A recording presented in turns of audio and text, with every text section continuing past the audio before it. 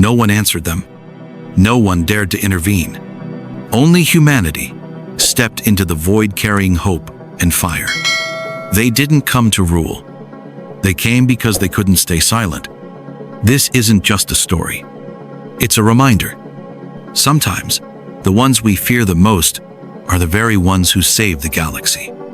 If you believe in the things no one else dares to believe, like and subscribe, because there are still stories left untold. The signal among the stars. The stars burned brightly, but without warmth. They hung in the endless void like divine eyes, suspended in silence, observing the motions of the cosmos without judgment, offering neither salvation nor condemnation. Amidst that infinite darkness, a lone vessel drifted like a torn petal, weightless, directionless. The survey ship Neverend, once the pride of the Neverend exploration fleet, was now no more than a scorched husk. Its hull was shredded like paper. Warning lights blinked like fading heartbeats. Inside the main control chamber, where once the air had been filled with scientific chatter and the gentle laughter of a crew at peace, only alarms remained, and the ragged breathing of survivors. At the center stood Admiral Krell, his pale blue skin dulled to ash gray, 4 eyes now dim-gazing intently at the flickering hologram before him. Status report. Immediately. His voice was eerily calm, too calm. Officer Lim, with fingers as thin as bone, typed furiously at the interface. Main engines completely offline. Life support at degradation level 3. We have approximately 6 hours remaining. She didn't dare look up, but everyone saw her hands trembling. Krell nodded slowly.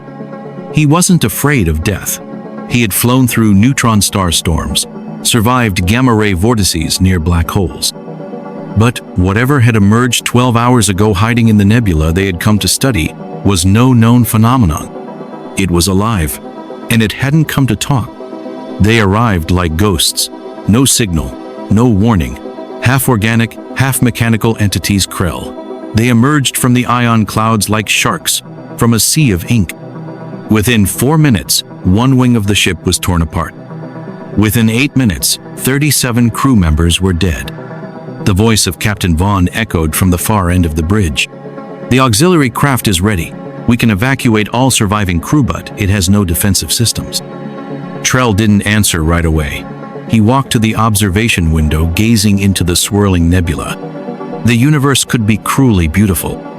Those glowing clouds of violet and cyan had once inspired generations of Neverend scientists. Now, hidden among their shimmering light, lurked enemies with no Nemeno records, no data. Do we know anything about them? Krell asked Science Officer Jen. She bowed her head. The ridges on her forehead darkened in shame.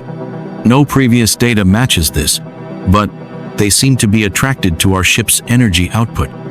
Suddenly, a blaring alarm ripped through the silence. Red light bathed the control room. Officer Lim shouted, "Multiple signals approaching. From inside the nebula. It's them." Krell didn't hesitate. Activate the auxiliary vessel. Evacuate everyone. No arguments. Within minutes, the crew rushed to the escape bays. Krell remained behind, watching the screen as blue dots, each representing a survivor, moved through the scorched corridors of the shattered vessel.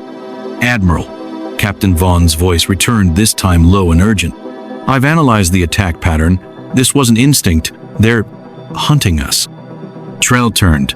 All 4 eyes narrowed. "Details. They disabled our engines first, then our weapons. Finally, communications. They know how to take down a ship. There's a strategy, a method. These weren't monsters. They were intelligent predators." Silence fell. Krell knew. They couldn't run fast enough. They couldn't hide deep enough. 30 minutes later, the auxiliary craft detached from the Neverend. Through the aft viewport, the surviving crew watched their mothership fade into the violet mist, its silhouette breaking apart like a burning memory. But the silence didn't last long. Lim screamed, "Something just launched from the old ship. It's chasing us." On the screen, multiple objects emerged, irregular shapes flickering, lights moving 3 times faster than their escape vessel. "Engage emergency thrust," Krell commanded. The auxiliary craft surged forward, but the data didn't lie. "We won't outrun them," Lim choked. "They'll catch us in 4 hours." Silence. Then Krell asked, "Any habitable systems in comms range?" "No, only unaligned systems, including a forbidden zone. Name? The Deathworld." The room went still. That name was taboo. A planet the Galactic Council had banned for centuries. Earth. Earth where life had defied every natural law. Earth where war, disease, earthquakes, and famine were part of evolution. And yet, its creatures had survived. "We have no other choice. Send the signal. Every frequency. Maximum power. Include coordinates. Sir, humanity might be worse than the Krell. We have 4 hours left to live. We will not die without trying everything." The signal was sent. A rhythmic sequence of mathematical pulses.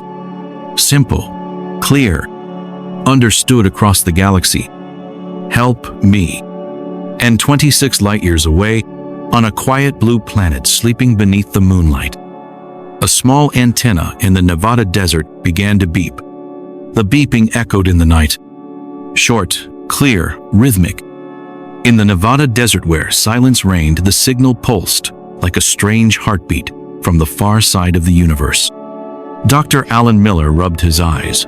As the night shift lead at Deep Listening Station 6, he was used to space's quiet. After 20 years in the field, he had discovered white dwarfs, recorded meteor impacts, and even picked up forgotten Voyager-era transmissions. But this was different. The screen blinked an electrical pulse repeating in symmetrical mathematical patterns. Not noise, not natural, not human. He muttered, heart pounding, "No way." He ran the signal through the decoding software. The monitor displayed, "Artificial signal detected. Distress pattern confirmed. Coordinates attached." Miller didn't hesitate. He picked up the internal phone, his voice shaking. "This is Deep Listening Station Nevada. Emergency connect to Director Hammond. I don't care what time it is, this can't wait until morning." 20 minutes later, Director Hammond stood beside him, staring at the screen. His face was pale. "You're sure?" Miller nodded. "It's a distress call. The pattern's unmistakable, and the coordinates point to a location beyond the Milky Way. No human ship has ever been there? None. And this signal, it's not from us. This is the first time." Washington, D.C., 4:00 a.m. The White House Situation Room. President Elena Rodriguez, dressed in a simple gray suit, stood before a round table surrounded by star maps and blinking data graphs. Around her were representatives from the United Nations, NASA, the Department of Defense, and the sharpest minds humanity had to offer. No one talked about nations, borders, or resources.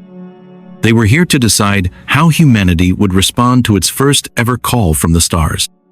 Dr. Miller's voice rang out. "We don't know who sent it, but we know it's a clear cry for help, and it's weakening. If we don't respond, there may be no second chance." A Russian general scowled. "It could be a trap, a deception, a lure into unknown territory." The Chinese delegate added, "And even if the signal is genuine, what guarantees that it's humanity's responsibility? We are not the galaxy's police." Silence fell when President Rodriguez spoke. "When a ship is sinking at sea, no one asks what flag it flies. They rescue it. That is human law. It's what separates us from machines and from those who only watch." Amid the tense atmosphere, Admiral Henry Jenkins stood. His hair was pure white, his uniform sharp. They said he nearly died on the old ISS station when the oxygen system failed. A veteran soldier, few words, but everyone weighed like stone. "For 50 years we've built faster than light drives, warships, plasma shields, photon cannons, all because of fear. Fear that something might come from the stars. But now, a voice whispers from across the void, 'Help me.' And what will we do? Stay silent? Or prove we were building for something greater?" 3 hours of debate. Then came the vote. 157 nations. Yes. 42 nations. No. 18 nations abstained. Humanity had chosen to answer. Armstrong Base, Utah, Unified Earth Fleet. The UES Defender sat in silence, like a sleeping predator 800 meters long, obsidian armor gleaming, railguns mounted on its flanks. Around it, dozens of escort ships, destroyers, logistics carriers, recon craft stood ready to depart. Captain Thomas Reed walked down the cold steel corridor, silently watching technicians perform final checks. Beside him was Deputy Commander Maria Okafor, eyes resolute. 30 ships, all ready. Every crew volunteered. And the signal? Weakening. They may not last much longer. Reed clenched his fist. 15 years in the military, he'd seen combat on Mars and Titan, but never a mission like this. "What do you think?" he asked quietly. Okafor answered honestly, "I think we're doing the right thing, but I'm also afraid." Reed smiled faintly. "Good. Being afraid and going anyway, that's courage." Bridge of the Defender. Launch moment.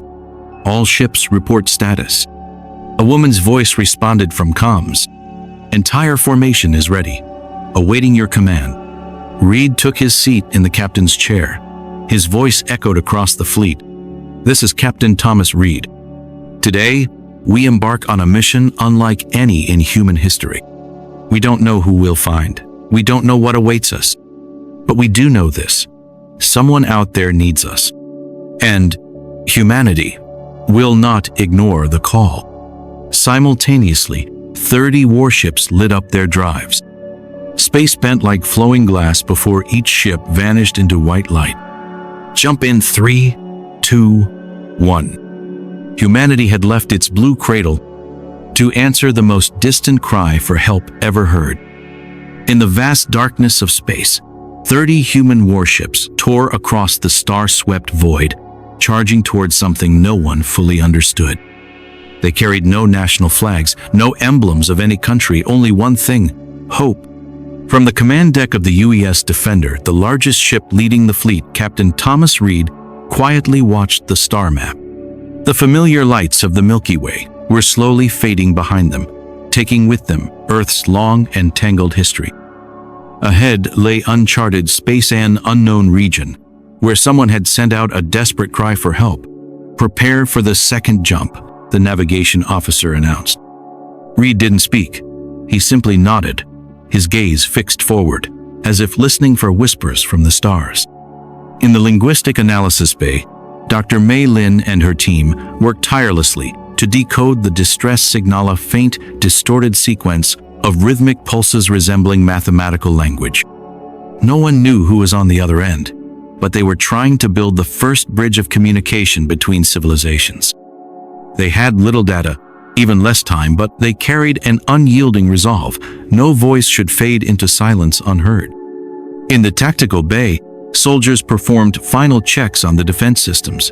Weapons were fully charged, energy shields calibrated with precision. Yet no one spoke of war as conquest. Every crew member understood. If combat came, it would be to protect not only their own, but the lives of those who dared to trust a strange species called human. Meanwhile, in the observation deck, Reed stood beside his first officer, Commander Maria Okafor. Above them, the domed ceiling projected radiant plasma streams, flowing like cascading starlight. Reed asked quietly, "Who do you think they are?" Okafor replied softly, "The afraid, the desperate, and the ones who chose to believe in us." Reed remained silent. He had never thought humanity would be someone's last hope, but the truth was they were chosen, and they had answered. On the fourth day, the signal grew noticeably weaker. Gaps became frequent. The encoding turned erratic. From Earth, Dr. Miller warned, "We're about to lose them." Reed didn't speak. He stared at the console, as if sheer willpower could shorten the distance. "Just a little faster," he whispered. "Just a bit more." On the sixth day, the signal went completely dark. The command room fell into silence. Then radar lit up. Object detected. A large ship was drifting, its hull charred and broken. A smaller vessel moved slowly ahead, being pursued by several unidentified entities. On the screen, an astonishing sight unfolded. A vessel fleeing from twisted, nightmarish creature shaft metal, half-organic light burning from cores deep within their bodies. They were not ships, not drones. They were monsters spawned from the darkest dreams of both machine and nature.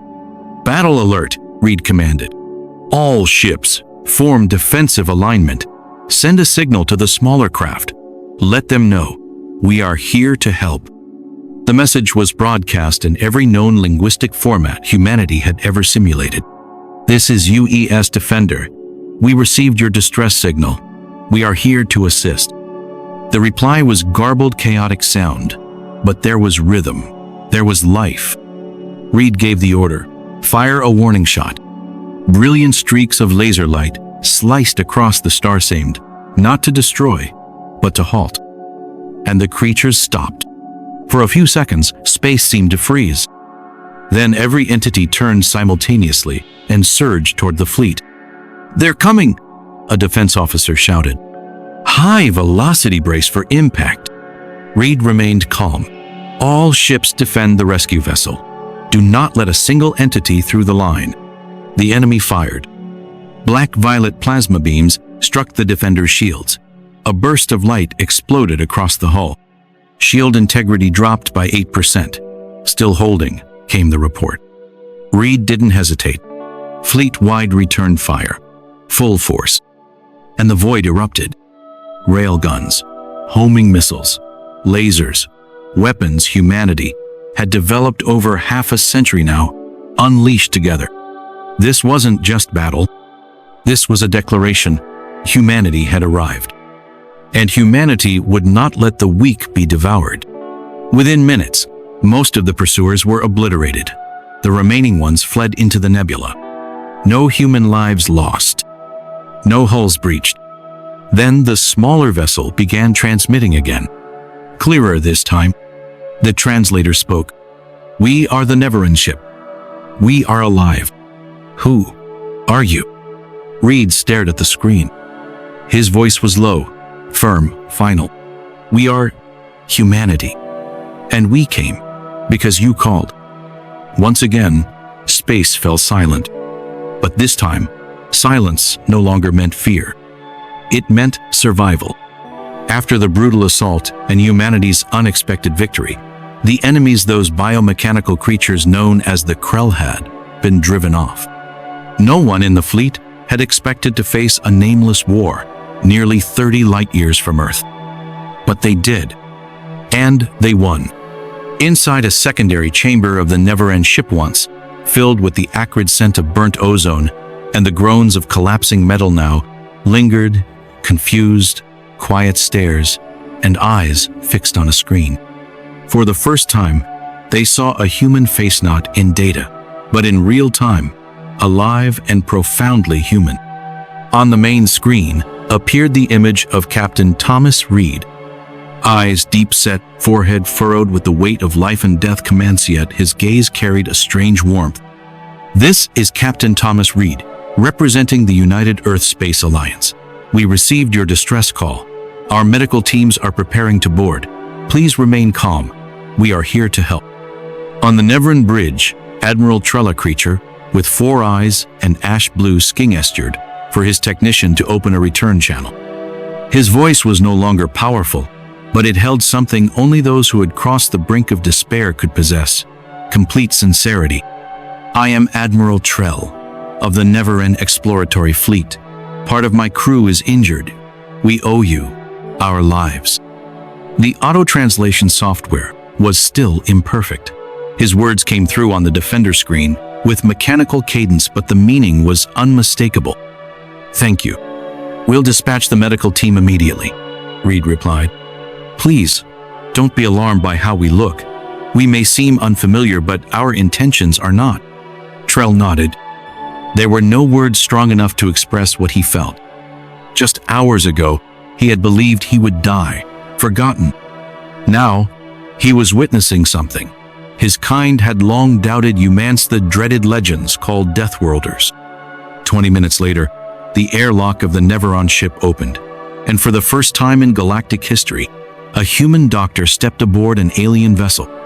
Dr. Williams, leading the medical team, passed through the decontamination gate, eyes wide as she took in the four-eyed, slender, asymmetrically built beings. But she didn't flinch. Experience, logic, and the healer's compassion drowned out all fear. "I'm Dr. Williams. Take me to the injured." As the medical team got to work, Reed and a small security detail weapons holstered entered the control deck.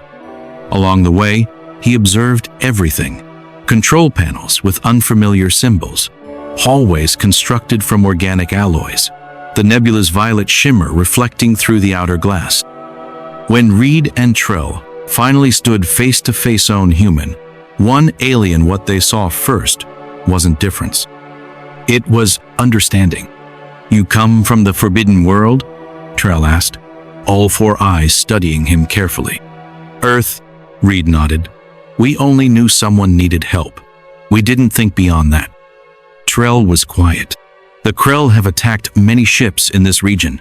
No one could stop them, until you did." Reed held his gaze. "We were caught off guard. Next time, we'll be ready." They both chuckled softly. A rare, human moment amid the interstellar storm. Meanwhile, Earth and Neverend engineers began exchanging data. Krell specimens were collected. Weapon systems compared. But there was something no blueprint could capture: the first spark of trust between two species who had never met before. Farther away, millions of kilometers out, an invisible reconnaissance vessel belonging to the Galactic Council observed every moment. Inside a command room bathed in emerald light, High Commissioner Vex, a pale green-skinned being with eyes like liquid silver, stared at the display. He turned to his advisors, his voice heavy. "Worse than we thought. The humans didn't just survive. They made contact. And they won." Another delegate, a figure thin as light, asked softly, "Do we intervene?" Military Advisor Dorn replied bluntly, "Confronting a fleet that just wiped out the Krell? Not wise." High Commissioner Vex looked out a window, toward the region where Earth's ships now floated calm and vigilant in the violet mist. Within him, something fractured. And something was born. "We kept them hidden too long. And now, they've arrived." The command deck of the UES Defender was bathed in the soft glow of the nebula, but the tension in the room was thick. Not because of the Krell the threat had been vanquished, but because of what happened after. Only hours after Earth's fleet had established contact with the Neverons, a strange signal was detected, not from the Krell and not from the rescue vessel. Science Officer Taylor announced slowly, "A new ship is entering the system. The design doesn't match any known faction. No visible weapons, but it's highly advanced. It's almost glowing." Captain Reed stood. His voice was calm, deliberate. On screen, magnified. On the main display, a colossal vessel emerged, its contours curved and flowing, like a sculpture of light. Its hull reflected the plasma waves of the nebula, like a shimmering mirror gliding through space. "This isn't a combat design," Okafor observed. "Maybe diplomatic?" A soft tone rang from the communication system, and automatic connection. No translation needed. A voice came through, speaking perfect English, clear, intentional, as if they had studied humanity's language for a long time. "I am High Commissioner Vex, representing the Galactic Council. I request a direct dialogue with Earth's representative." The room froze. Reed glanced at Okafor, his eyes full of suspicion. "They're speaking English, fluently. That means they've been watching us for a long time," she finished. An hour later, the Defender's conference room had been transformed. Seats were adjusted for multiple species. The air filtration system was recalibrated to neutral settings. Sterile scents blended with faint herbal notes from the environmental control, a diplomatic preparation unlike anything in human history. Captain Reed, in ceremonial uniform, stood beside Admiral Krell. The only alien ally willing to prove humanity was not the monster from myth. Across from them sat High Commissioner Vex, Delegate Shen, and Military Advisor Dorneath, three most powerful figures in the Galactic Council. Vex's silver-green skin shimmered subtly.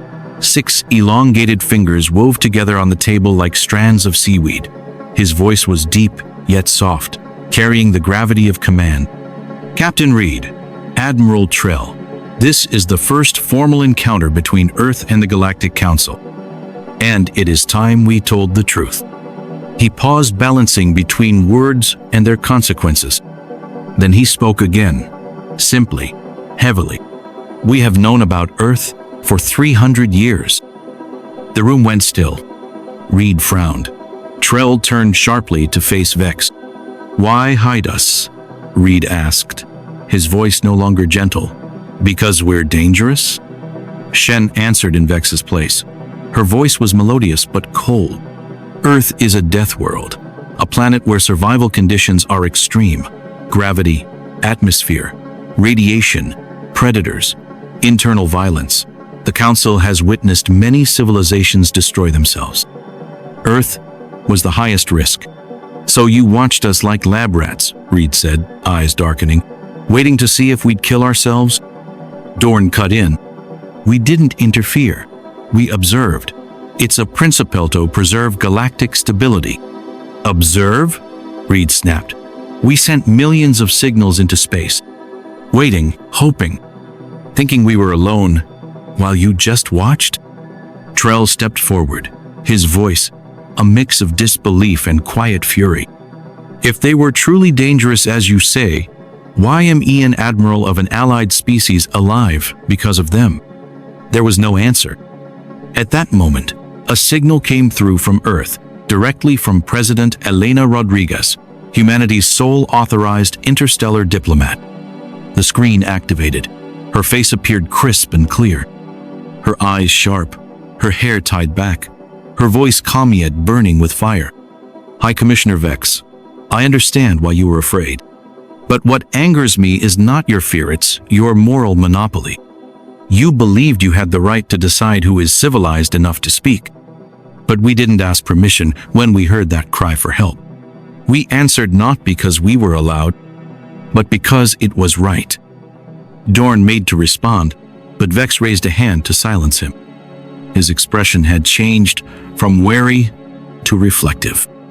Rodriguez concluded, "We are not asking to sit at your table. We've already taken our seat. With action, with blood, with compassion.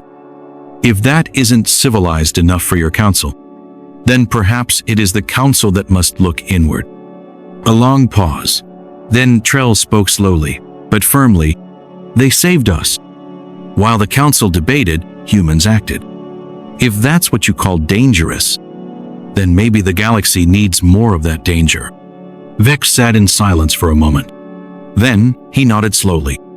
"Perhaps it is time for the council to change." He turned to Reed. In his eyes now something rare. Respect. "Captain, we are ready to open a new chapter. But this chapter will be written together." Reed allowed himself a quiet smile. "We've waited 3 centuries, but at last, the time has come." 6 months after first contact, the galaxy had changed. But not everyone was ready to accept that change. The Galactic Council Station, a colossal structure floating in the galaxy's central region, was forged from shimmering jade alloys, surrounded by artificial rings of light. For thousands of years, it had hosted the eldest civilizations of the stars.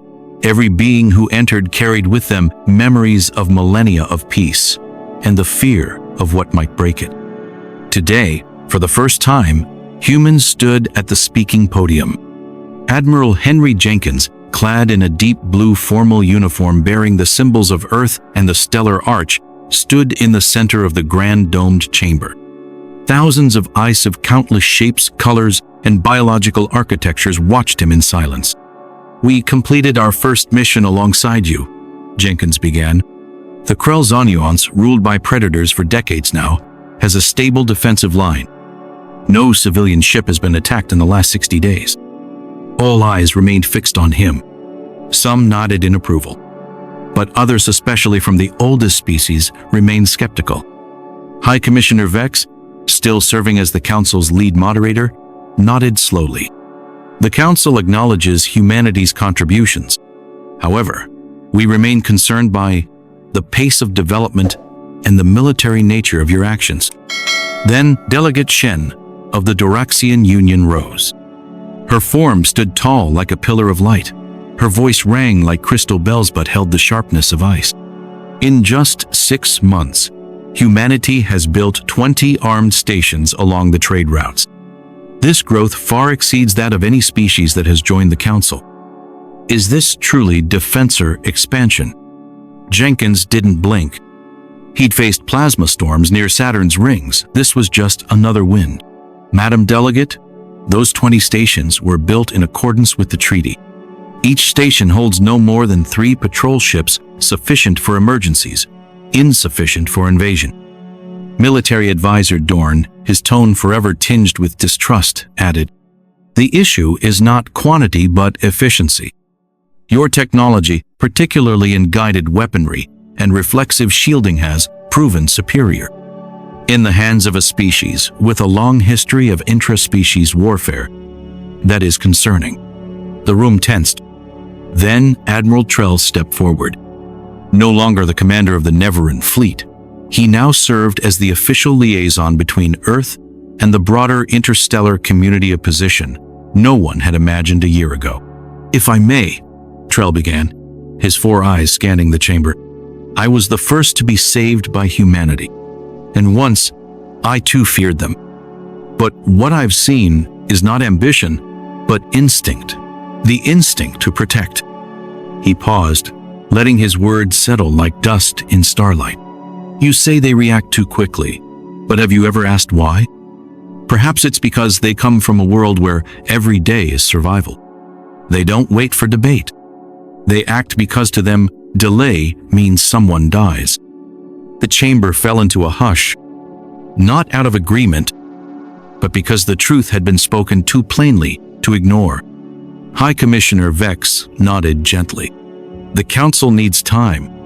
But I agree, humanity has proven what no report could predict. A civilization may carry the scars of war, but if it learns to use them to protect others, it may be more trustworthy than one that simply observes." On board the UES Pathfinder, preparing for its expedition to the edge of the galaxy, Captain Thomas Reed and Commander Maria Okafor studied the star charts. The Cygnus Armen unexplored spiral region was their next destination. But this time, it wasn't just humanity exploring. Humanity was representing the Council, initiating first contact with new civilizations. "We used to be isolated," Reed murmured. "Now they're sending us to greet the stars." Okafor chuckled. "No one understands danger better than a Deathworlder. They don't need us to teach. They need us to understand."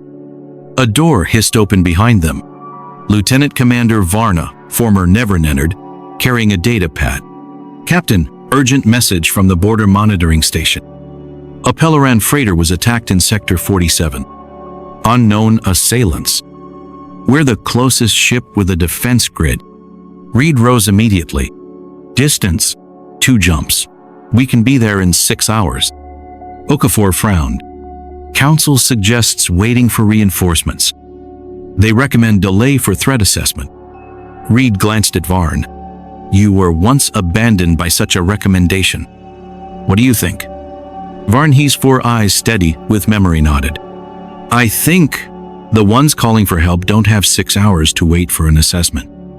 Reed clenched his fist. "Then we go. Full speed. Leave no one behind."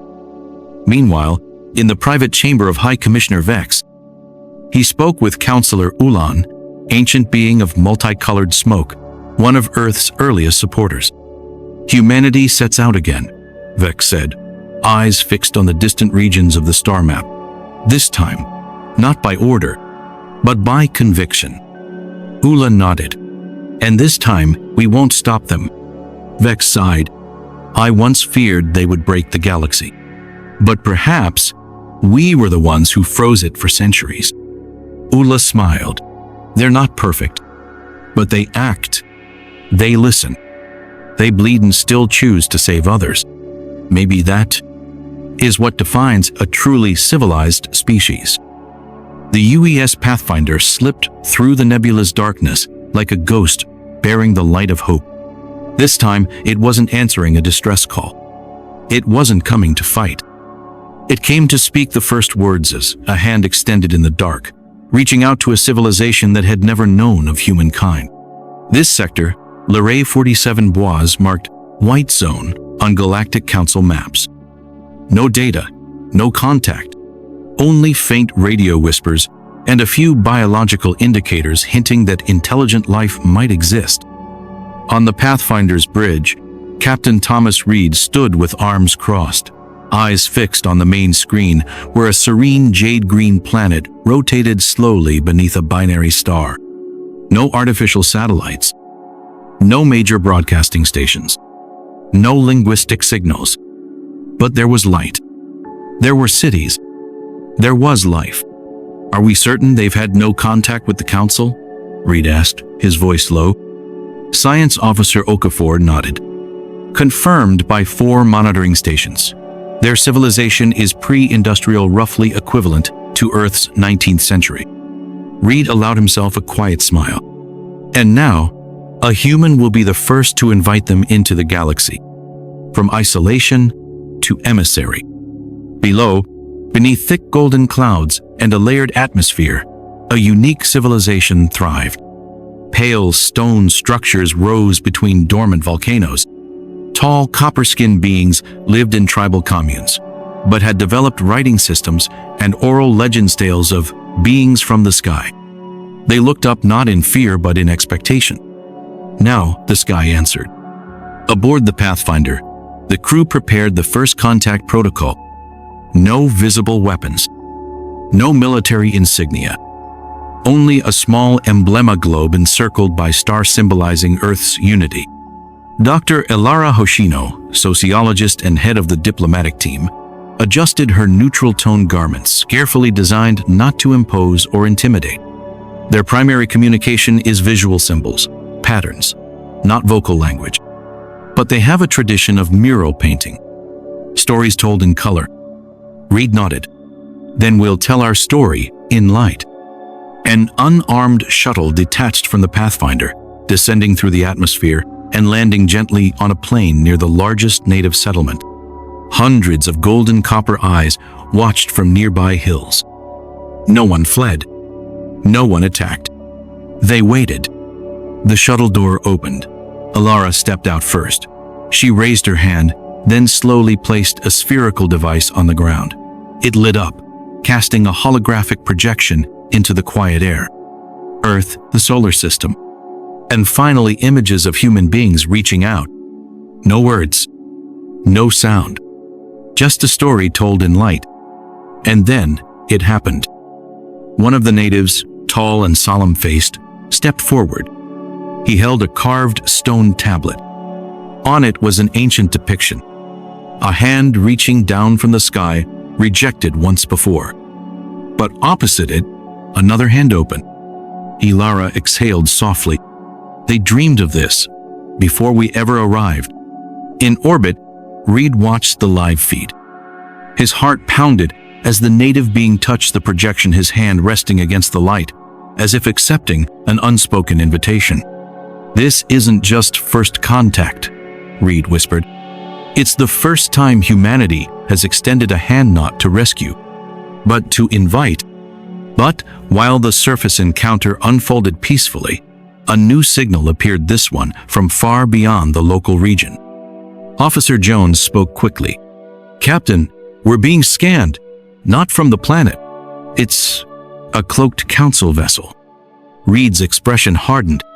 They're watching, seeing whether we destroy this world, just like they feared. He closed his eyes for a moment, then opened a public channel to the hidden ship, to the esteemed members of the Galactic Council. This is UES Pathfinder. You're free to observe. But remember, you once stood still while others cried for help. We will not repeat that mistake. The next day, the tribal chieftain of the native people touched a basic translation interface. He spoke one line, then looked directly into the human camera. the translator slowly printed his words on Pathfinder's main screen. "If you are the ones from our dreams, then please don't leave once we wake." Reed stood silently. No promises were needed. Only one truth remained. Humanity would not abandon anyone. 1 year after humanity answered its first signal from the stars, the galaxy's star charts had changed. Not just from the expansion of defense stations, not just because Earth's fleets now patrolled regions once abandoned, but because of something deeper. The way every species saw Earth had changed. The word Deathworlders, once used with dread to describe those who came from a hostile planet, now carried an entirely new meaning. At the Galactic Council's central station, High Commissioner Vexonce, the man who kept Earth hidden for 300 years, centered the Great Hall. For the first time, the Earth flag hung officially among thousands of emblems from other species. Beneath the blue globe fluttered the Council's newly ratified motto: "Courage is not the absence of danger. It is the choice to act despite it." Vex read the words and nodded silently. He had once feared humanity would undo 12 years of carefully maintained order. But now, he understood. Not every order deserves to be preserved. Aboard the UES Alliance, the first ship crewed by a mix of humans, Neverends, Duraxians, and even 2 members of the Lyrae species, a historic meeting was taking place. Captain Elara Hoshino, who had once stepped onto the first untouched world, now served as the Council's ambassador to unaligned civilizations. On her console sat a list of 13 planetary coordinates once marked red zones by the Council. Now each had been reclassified, access granted, supervised by humanity. A Neverend engineer leaned over and whispered, "They're afraid we'll infect others with Earth's recklessness." Elara smiled. "Good. Maybe that's exactly what needs to spread." Back on Earth, President Elena Rodriguez addressed the Global Union headquarters. Under the sunlit glass dome, her words echoed slowly and clearly. "They once called us dangerous because of our history of war. But what they never saw was how we learned the value of peace through blood. And because of that, we do not look away. They feared we would respond to distress with weapons. But they didn't know those weapons weren't built to conquer, but to prevent blood from flowing again. We did not ask to be accepted. We acted to become worthy." On the galaxy's outer edge, Sector 91, a new civilization, the Varelian, sent out their first signal in 200 years. They were afraid, cautious, and expecting anything but peace. An Earth ship was the first to arrive. No warnings, no flags of the Council, just a recording. The calm voice of Captain Thomas Reed played. "We haven't come to teach you anything. We too were left in the dark, once just like you. But if you're listening, know this. Somewhere across this galaxy, someone once heard a cry for help, and they came." In the stillness of space, the Varelian monitors lit up as the Earth ship projected a 3-dimensional display. A quiet image of Earth, spinning beneath stars. Behind it, lines of text appeared translated into over 200 languages, including new glyphs from Lyrae, hand-carved by the native people themselves. And then one final line glowing in English, "Alone, we didn't come to rule. We came because you called." And so concluded the end of the beginning. That first signal Earth answered didn't just save a single ship. It reawakened a galaxy long frozen in fear and hesitation. From a quarantined death world, humanity became a guardian of the frontier, a keeper of hope.